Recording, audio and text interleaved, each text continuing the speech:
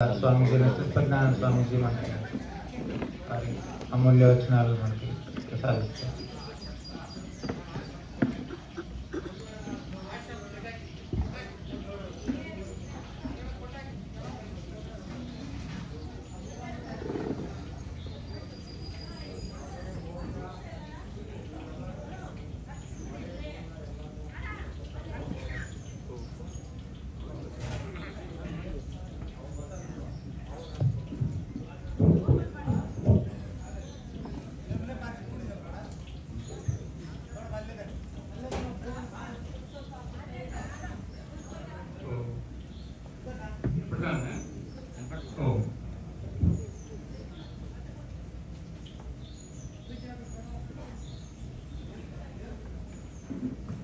శ్రీ గురుభ్యో నమః. పరమాత్మ స్వరూపులైన మహాత్ములందరికీ నమస్కారాలు. మీ అందరికీ శ్రద్ధతో విన్నందుకు, వింటున్నందుకు, ఇంకా వినబోతున్నందుకు మీ అందరికీ నమస్కారాలు.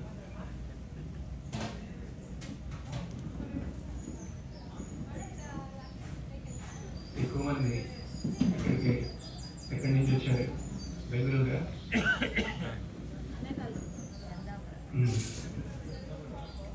సరే, అందరూ నేషనల్ హైవే మీద వచ్చారా?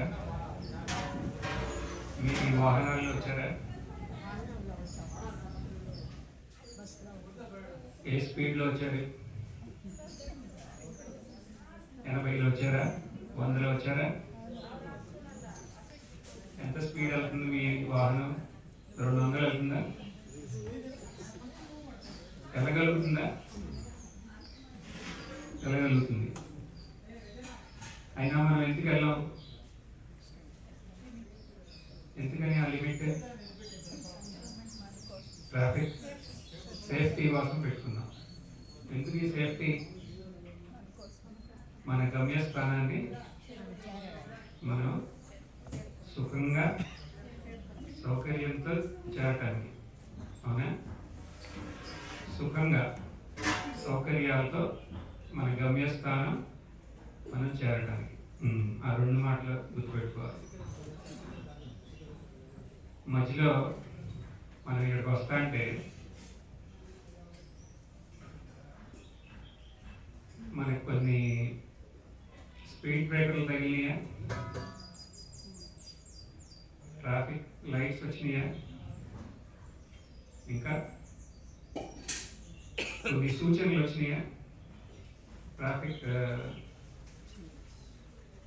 మధ్యలో అక్కడ పెడతారుగా government, speed thrills but kills, అలాంటి బాగా వేగంగా వెళ్ళమా అంటే అపాయం సంభవించవచ్చు అన్నీ ఉన్నాయి కదా.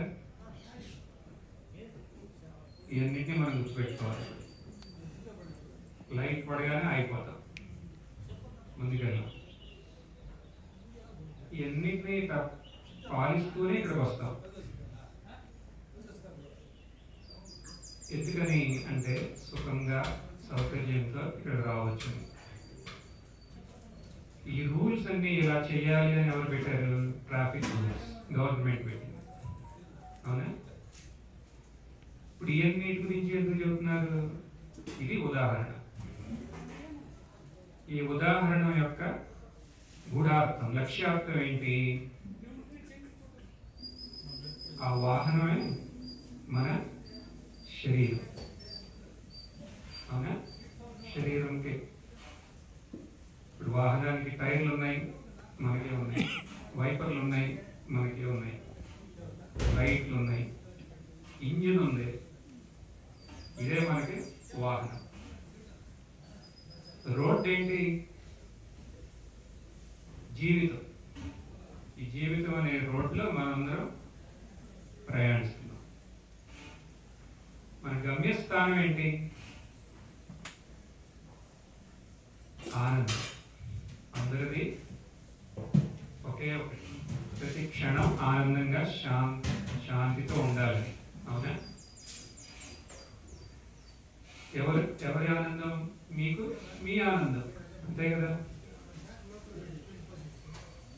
మీరు ఇక్కడ మీ భార్యాభర్తలతో కూర్చుంటే పక్కన వాళ్ళు ఉన్నారు కదా అని ఎవరు ఆనందం అంటే వారి ఆనందం అంటారు. కానీ ప్రైవేట్గా అడిగితే మీరు చెప్తారు నిజం. ఏం చెప్తారు? మన ఆనందం కోసమే. వాళ్ళు కూడా ఆనందంగా ఉండాలని ఎందుకు అనుకుంటున్నాము? వాళ్ళు ఆనందంగా ఉంటే మనం ఆనందంగా ఉంటామా? సో ఫైనలీ ఏంటి, మన ఆనందం కోసమే మనం ఇచ్చేస్తున్నాం ఎప్పుడు. అదే కదా, ఆత్మనస్తు కామాయ సర్వం ప్రియం భవతి. సరే, మరి మనకు అక్కడ మధ్యలో ఒక వార్నింగ్స్ వచ్చినాయి కదా, ఇంకా స్పీడ్ వెళ్ళమాకండి, ఈ రోడ్ బాగా ఇటు పక్కకి వెళ్ళండి. ఆ వార్నింగ్స్ ఏంటి మన లైఫ్ లో అంటే, మన శ్రేయోభిలాషులు ఈ మార్గంలో ముందుకు వెళ్ళి ఇబ్బందులు పడి అలా కాదు, అలా చేస్తే బాగోదు, ఇలా చేయండి అని మనకు చెప్తారు అందరూ. మన తల్లిదండ్రులు కానీ, మన గురువులు కానీ, మన శ్రేయోభిలాషులు చెప్పే వాక్లే ఆ వార్నింగ్స్. మరి ఈ స్పీడ్ బ్రేకర్స్ ఏంటి? మనందరికీ స్పీడ్ బ్రేకర్లు ఎదురవుతాయి లైఫ్ లో. ఏదో ఒక రూపంగా, ఆస్తి రూపంగా కానీ, ప్రాణ రూపంగా కానీ నష్టం జరుగుతుంది కదా మన కుటుంబాల్లో. అది స్పీడ్ బ్రేకర్ అన్నమాట. మనం జీవితంలో ముందుకెళ్తున్నాం, కానీ స్పీడ్ బ్రేకర్ వచ్చినప్పుడు ఏం చేయాలి? మనం ఆగి ఆలోచించాలి, ఎటు వెళ్తున్నాం, అసలు ఏంటి, ఏమవుతుంది. మరి ట్రాఫిక్ లైట్ ఏంటి? ట్రాఫిక్ లైట్ రెడ్ పడింది, ఆగిపోయాం. వ్యాధులు, అవునా? ఇప్పుడు షుగర్ ఉన్న వాళ్ళ చేతులు ఎత్తండి అంటే కొంతమంది ఎత్తారు, కొలెస్ట్రాల్ ఉన్న వాళ్ళు ఎత్తండి అంటే మళ్ళీ బ్యాచ్, ప్రెషర్, ఇవన్నీ ఉన్నవాళ్ళు ఎత్తండి అంటే అందరూ, చాలా మంది. ఇవన్నీ ఏంటి? ఒక వయసు వచ్చిన తర్వాత వస్తున్నాయి, దాని తర్వాత ఒకటి రోగాలు. ఇయే ట్రాఫిక్ లైట్స్. అసలు ఈ మూవీకి ఇప్పుడు ఏమంటున్నారు? లైఫ్ స్టైల్ డిసీజెస్ అంటారు. అంటే మనం జీవించే విధానంలో ఏదో పొరపాటు ఉంది, దానివల్ల వస్తున్నాయి ఈ వ్యాధులన్నీ అంటున్నారు. అంటే మన జీవిత విధానంలో మార్పులు చేసుకుంటే వీటి యొక్క ప్రభావం తగ్గే అవకాశం కూడా ఉంది. ఓకే, ఏ రకంగా అయినా సరే మనకి ఏదైనా వ్యాధి వస్తే మనం ఆగుతాం, ఆగి ఆలోచించాలి ఏం జరుగుతుంది అసలు. ఒక మ్యాడ్ రేస్ లో ఈ జీవితంలో నేను వెళ్ళిపోతున్నానా, ఒక పరుగులో నేను వెళ్ళేది సరేనా, ఇంక వేరే ఏమైనా మార్గం ఉందా అని ఆలోచింప చేయడానికి ఇవన్నీ.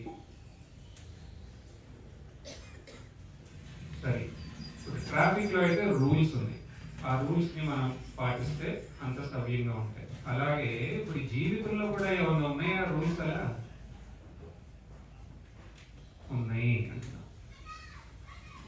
అదే ధర్మం, ధార్మిక జీవితం. ధార్మిక జీవితం మనం అలవాటు చేసుకుంటే మనం కూడా సుఖ సౌకర్యాలతో ముందుకి వెళ్ళొచ్చు, అవునా? ఓకే, సో ఇవాళ మనం ధర్మం అంటే ఏంటి, ధార్మిక జీవితం అంటే ఏంటి చూద్దాం. ధర్మం అంటే ఏంటి? ధృ ధాతు అంటే ధార ఇది ధర్మ, ఇది తీసుకుందాం మనం. ధరించేది ధర్మం. స్వామీజీ చెప్పారు కదా, ధరించడం అంటే ధరించేది ధర్మం. ఇప్పుడు మీరు మీ వస్త్రాలని ధరిస్తున్నారు, మీ ఆభరణాలని మీరు ధరిస్తున్నారు. దేన్ని ధరించేది? ఈ విశ్వాన్ని మొత్తాన్ని ఏదైతే ధరిస్తుందో అది ధర్మం. విశ్వాన్ని అంటే మీ శరీరం కూడా దాంట్లోనే ఉంది. మన ఇంద్రియాలకి గోచరం అయ్యే అన్నిటినీ ఏది ధరిస్తుందో అది ధర్మం. మీరు ఈశ్వరుడైనా సరే నామరూపంగా ఉంటే ఆయన్ని కూడా ధరిస్తారు. ఏదైతే ఉందో అది ధర్మం. ఇన్నిటిని ధరించాలంటే అది ఎంత విశాలంగా ఉండాలి, అవునా? అసలు ఏంటది? దాన్నే మీ అందరికీ పరిచయమైన రీతిలో సచ్చిదానందం, సత్యం, జ్ఞానం, అనంతం. అదే ఈ ప్రపంచం మొత్తాన్ని ధరిస్తానంట. ఈ అనంతమే ఆనందం. ఎలాంటి ఆనందం? భూమానందం. మనం పరితపించే శాంతి, ఆనందం మన్ని ధరిస్తాను. చూడండి, మన స్వరూపంలాగా ఇది ఉంది. మన స్వరూపం ఈ ప్రపంచం యొక్క స్వరూపం, ఈశ్వరుడి యొక్క స్వరూపం ఏంటి? ఆనందం. మనం ఎందుకు ఆనందం కోసం అలా పరితపిస్తున్నాం? ఎందుకంటే అది మన స్వరూపమై ఉంది కనుక. మనం అదే అయి ఉన్నాం. అదే తప్పు కాదు, అది మన హక్కు. మనం అదే అయి ఉన్నప్పుడు మనం దాని నుంచి వేరు చేస్తే మనం ఉండగలమా? ఉండలేము. కాబట్టి మనం దానికోసం పరితపిస్తాం. కానీ ధార్మిక జీవితం అంటే ఏంటంటే మనకు ఒక జీవన విధానాన్ని చెప్తాను. ఈ విధానం ద్వారా అయితే మీరు ఈ ఆనందాన్ని మీరు గ్రహించి ఆనందంలాగా మిగలగలరు. అది కష్టమేం కాదు. అన్నింటినీ ధరిస్తాను అంటే మన్ని కూడా ధరిస్తాను. మన్ని ధరిస్తాను అంటే ఏంటి? మన ఈ జాగ్రత్త అంటే వేకుగా ఉన్నప్పుడు ఈ ప్రపంచాన్ని ధరిస్తుంది. మన స్వప్నంలో మన స్వప్న ప్రపంచాన్ని ధరిస్తుంది. మన సుషుప్తిలో ఏమీ ధరించకుండా ఎలా ఉండాలో అలా ఉంది. కాబట్టి అక్కడ ఎలా ఉన్నాం? మనం ఆనందంగా ఉన్నాం. అవునా? అక్కడ ఆనందంగా ఉన్నాం కదా. అదే ఆనందాన్ని పొందడం కోసం అక్కడ ఎందుకు ఆనందంగా ఉన్నాం? ఆనంద స్వరూపం కాబట్టి. మనం ఎవరైనా లేచిన తర్వాత ఏమంటారు? హాయిగా నిద్రపోయా అంటారు. అంటే అక్కడ నువ్వు ఉన్నావా? నేను లేను. మరి ఏముంది? హాయి, ఆనందం ఉంది. ఆనందంగా అక్కడ మిగిలిపోయాను అనాలి మనం. కాబట్టి లేచిన తర్వాత ఆ ఆనందం కోసం పరితపిస్తాం. ఆనందం ఉందా? ఇక్కడ ఉంది. ఎలా ఉండాలో అలాగే ఉంది. కానీ మనం గుర్తించలేదు కాబట్టి అది మనకి లభ్యంగా లేదంట. అది మన స్వరూపంగా ఎప్పుడూ ఉంది. మరి దాన్ని పొందొచ్చా? పొందొచ్చు. స్పృహ లేక పడినప్పుడు ఆనందంగా మిగలటం కాదు. ఇక్కడ ఉన్నప్పుడు కూడా మనం ఆనందంగా మాట్లాడవచ్చు, ఆనందంగా వినొచ్చు, ఆనందంగా మన జీవిత కర్తవ్యాలన్నీ చేయొచ్చు. ఊహించండి ఎలా ఉంటుందో. ఆనందం కోసం కాదు, ఆనందంతో అన్ని. ఇక సుఖ సౌకర్యాలంటే ఇది. సుఖ సౌకర్యాలతో జీవించొచ్చా అంటే జీవించొచ్చు అంటాను సనాతన ధర్మం. ఏంటి? ఎలా? అదే ధార్మిక జీవనం అంటున్నాం. ఇప్పుడు మీకు ఎవరికైనా సంశయం ఉందా?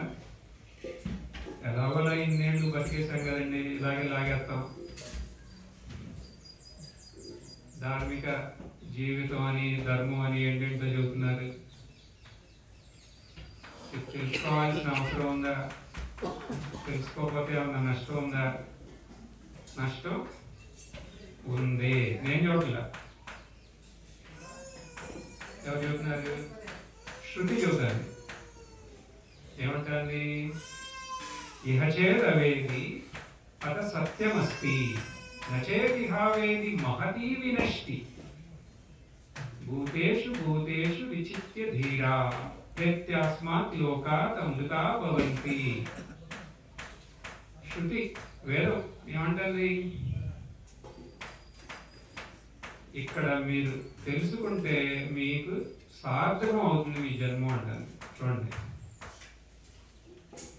ఇహ చేదవేది అత సత్యమస్తి, నచేత్ ఇక్కడ వార్నింగ్.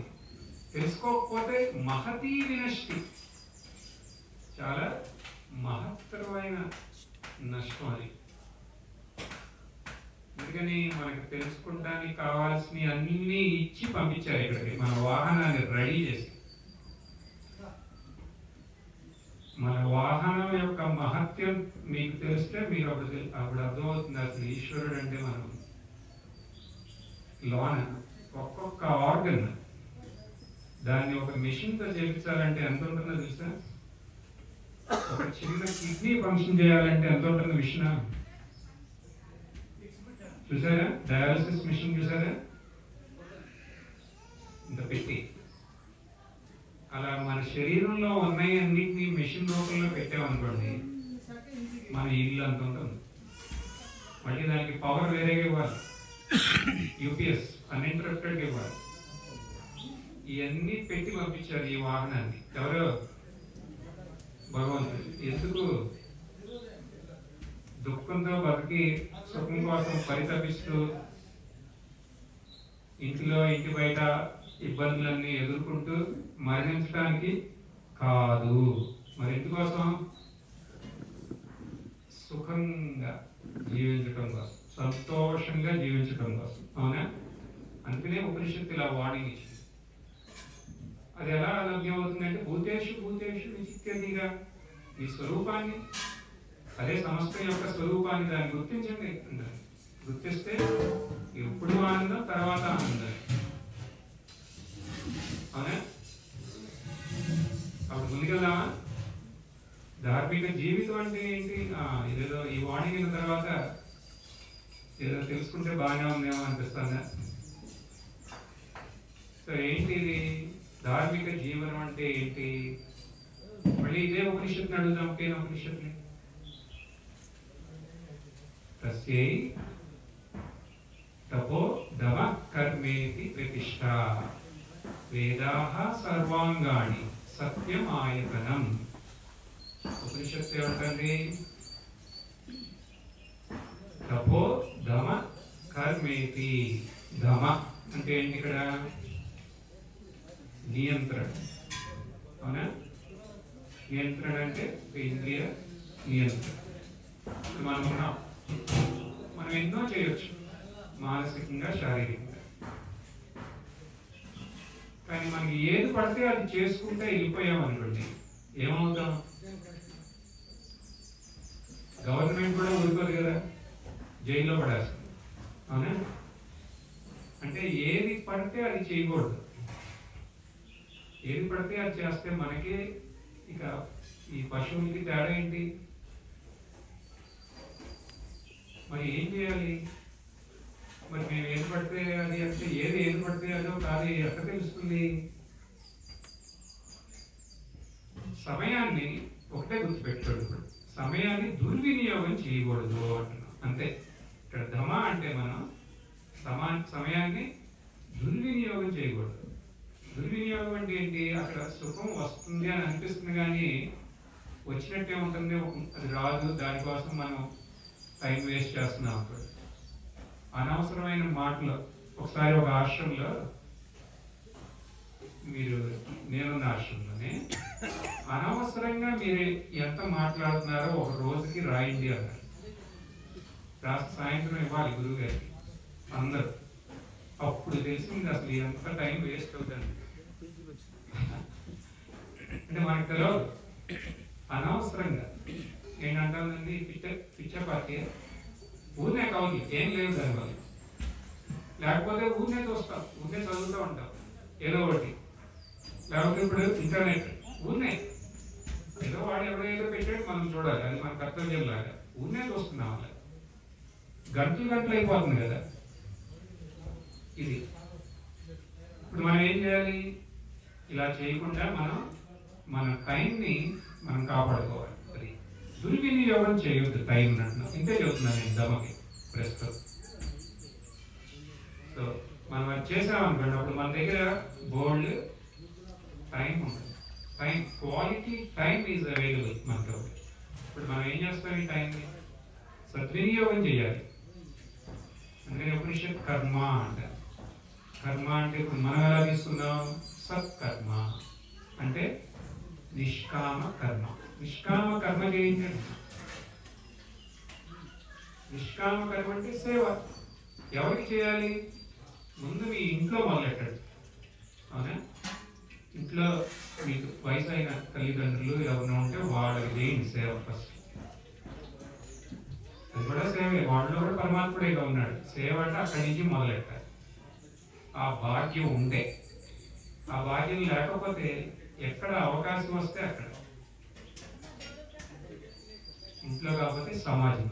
కానీ సేవ అనేది చేయాలి. ఎలా చేయాలి? వాళ్ళలో మనం పరమాత్ముని దర్శిస్తూ మనకు ఆయన్ని సేవ చేయడానికి ఆ భాగ్యం ఇచ్చాడు. ఒక లైబిలిటీ లాగా కాదు. అప్పుడే అది సార్థకం, నిష్కామ సేవ అవుతుంది. సరే, ధమ, కర్మ, తర్వాత తపో, తపస్సు. తపస్సు అంటే ఏంటి? భక్తి. స్వామి చెప్పారు భక్తి సాధన ఏం తక్కువైంది కాదు, భక్తి. నిష్కామ భక్తి. అక్కడ మనం జపం చేసాం, భజన చేసాం, పూజ చేసాం అని గౌరవ కోరికలు కోరేయకూడదు. కోరాలి అంటే అన్నిటికన్నా ఉత్తమమైనది కోరదాం. నన్ను ఇక్కడికి ఎందుకు ఇంత అద్భుతమైన శరీరాన్ని ఇచ్చి ఎందుకు పంపించావయ్యా నువ్వు అంటే ఆయన ఏమంటారు? సుఖంగా జీవించడానికి. ఆ సుఖంగా జీవించడానికి నన్ను యోగ్యుడిని చేయి అని కోరుకోవాలి. అంతే, అయిపోయింది. నిష్కామ భక్తి. సరే, ధమ, కర్మ, తపస్ అయిపోయింది. ఈ మూడు పునాదులు అన్నమాట ధార్మిక జీవితానికి. ఇదేం కష్టం కాదు కదా, చాలా తెలియదు. తర్వాత వేదాహ సర్వాంగాణి. వేద అంటే తెలుసుకోవడం. ఏం తెలుసుకున్నాం మనం ఇప్పుడు? మనం వేదాలు, ఇప్పుడు మన సంస్కృతం అన్ని నేర్చుకుని వేదాలు అవసరం లేదు.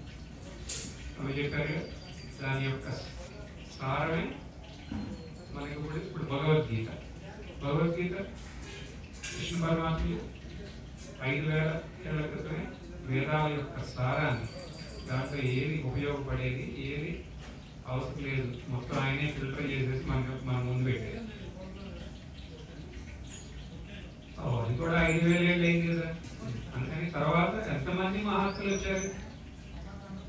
శంకరాచార్యులు ఆయన వచ్చి వేదాల యొక్క మర్మం ఇదన్నారు. ఆయన కూడా అయిపోయింది కదా ఎన్నో ఏళ్ళు. అందుకని తర్వాత ఎవరు వచ్చారు? స్వామి వివేకానంద వచ్చారు. ఇప్పుడు ఉన్న సమాజానికి ఇది మీరు చేయాల్సింది, ఈ నిష్కామ సేవ అనేదానికి ఇప్పుడు మనం ఇందాక నేను అన్నదాన్ని బాగా ప్రచారం తీసుకొచ్చి స్వామి వివేకానంద. అంతేకాదు, సరళంగా అద్వైత తత్వాన్ని అనుభవంలోకి రావడానికి రమణ మహర్షి, తర్వాత ఎంతో మంది మహాత్ములు, అదే భావం చెందిన వారు మన భూమానంద స్వామి వారు అలా వస్తూనే ఉన్నారు. ఒకరి తర్వాత ఒకరు వచ్చి మనకి ఏం కావాలో చెప్తున్నారు. అది ఏంటో లేకపోతే వాళ్ళు రచించిన గ్రంథాలు చదివితే దానివల్ల మనకి మన స్వరూపం, ఈ ఆనందం ఏంటిలా అనేది అర్థమవుతుంది. అంటే రోజు ఈ పని కూడా చేయాలండి. అవును, ఇప్పుడు ఇక్కడ కొంతమంది ఉన్నారు. మేము ఎన్నో ఏళ్ళ నుంచి సత్సంగం వింటున్నాం. నాతోనే అప్పుడప్పుడు అనేవారు. మాకు అర్థం అవుతుంది, మీరు చెప్పినవి అన్నీ చేసాం. సద్వినియోగం చేసాం, సమయాన్ని నిష్కామ సేవ చేసాం, తపస్సు చేసాం, శ్రవణ మననాలు కూడా చేసాం. ఇంత అంటే బాగానే ఉంటుంది అంతా, ఇక మేము అదే అనిపిస్తాం. కానీ మళ్ళీ మేము వెళ్ళిన తర్వాత ఏంటో చేతికి అందినట్టే అంది వెళ్ళిపోతానంటే ఏంటిది అంటే దీనికి కూడా ఉంది ఇక్కడ సత్యం ఆయతనం. ఈ జ్ఞానానికి ఒక నిలయం, దైవోడ్ ఏంటి అంటే సత్యం. సత్యం అంటే ఏంటి మనకు తెలిసిందే కదా, సింపుల్. సత్యం, సత్యం అంటే సత్యం, సత్యంగా ఉండటం, సత్యం పలకటం ఫస్ట్. అది ఇదేంటి క్లాస్ చెప్పారు, చెప్తా. ఇది ఇంకా స్థూలార్థం, ఇంకా సూక్ష్మం ఉంది. ఫస్ట్ అక్కడ మొదలెట్టాలి. ఆధ్యాత్మిక అంటే ఫస్ట్ సత్యం.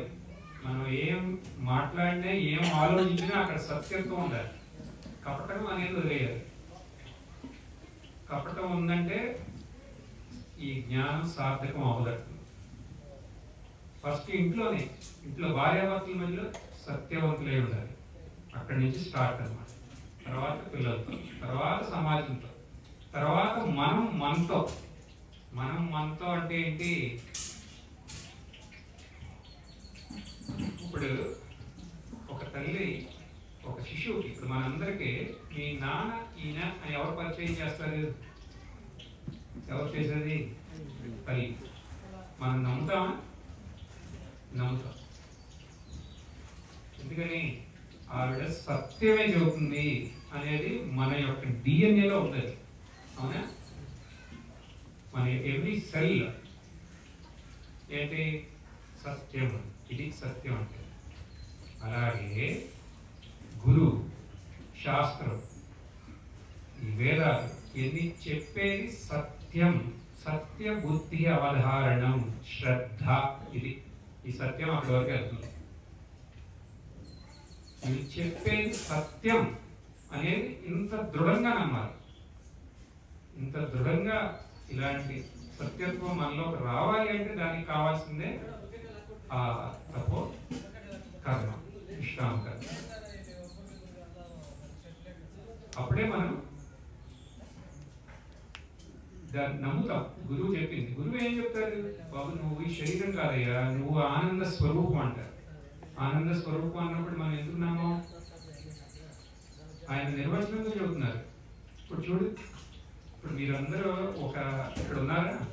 మీరు చిన్నప్పటి నుంచి ఇప్పటి వరకు మీలో మారింది ఏంటయ్యా అని అడిగితే నేను మీరేం చెప్తారు? ఏదో ఉంది కదా మీలో మారింది. ఏంటది? శరీరం కాదుగా. మరి ఏంటది మీలో మారింది?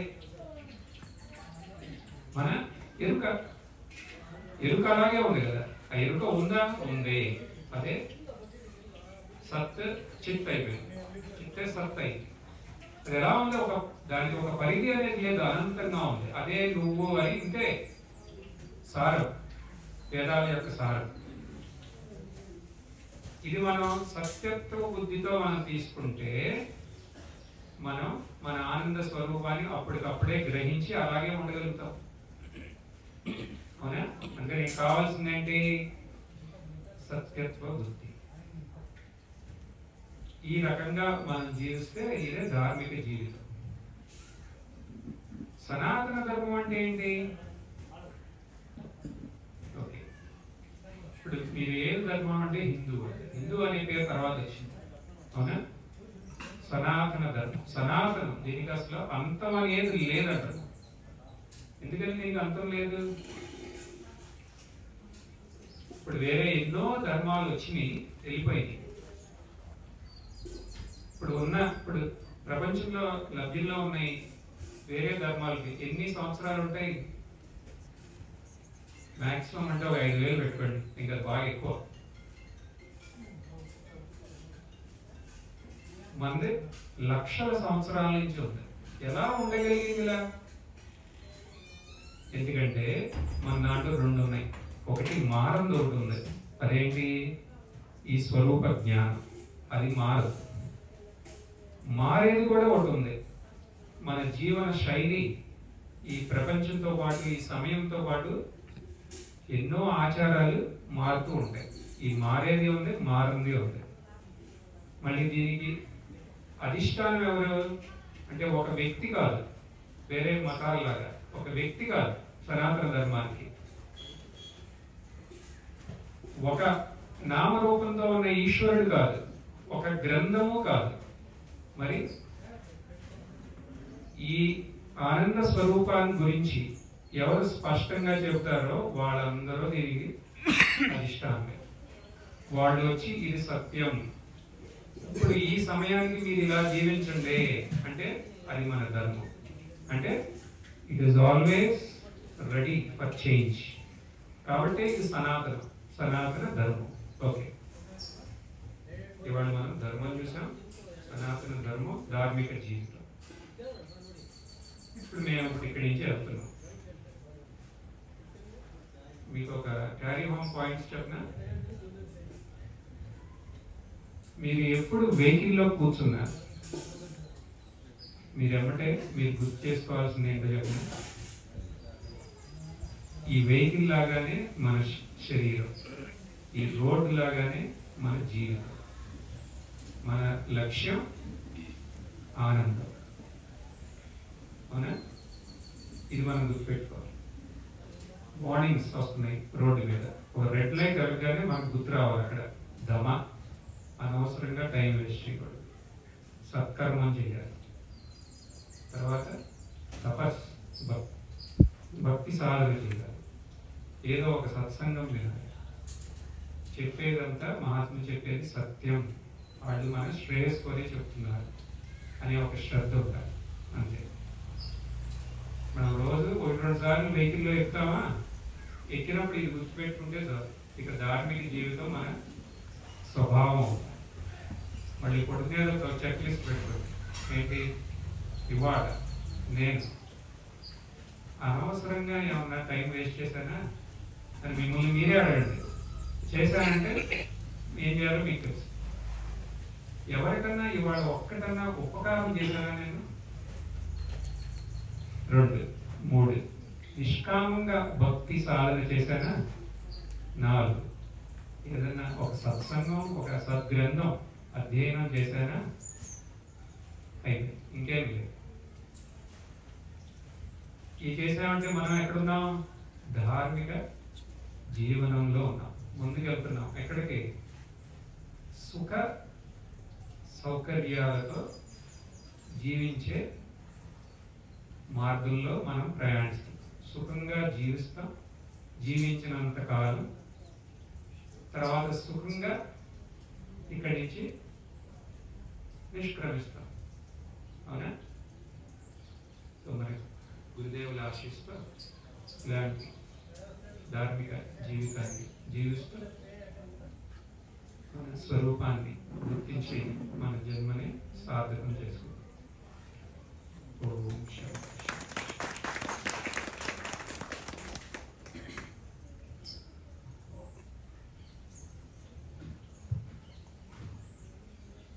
ధన్యవాదాలు. మన శివాచార్య స్వామి వారు 10 నిమిషాలు వారి ఆశీర్వాద వచనాలు ముగిస్తారు.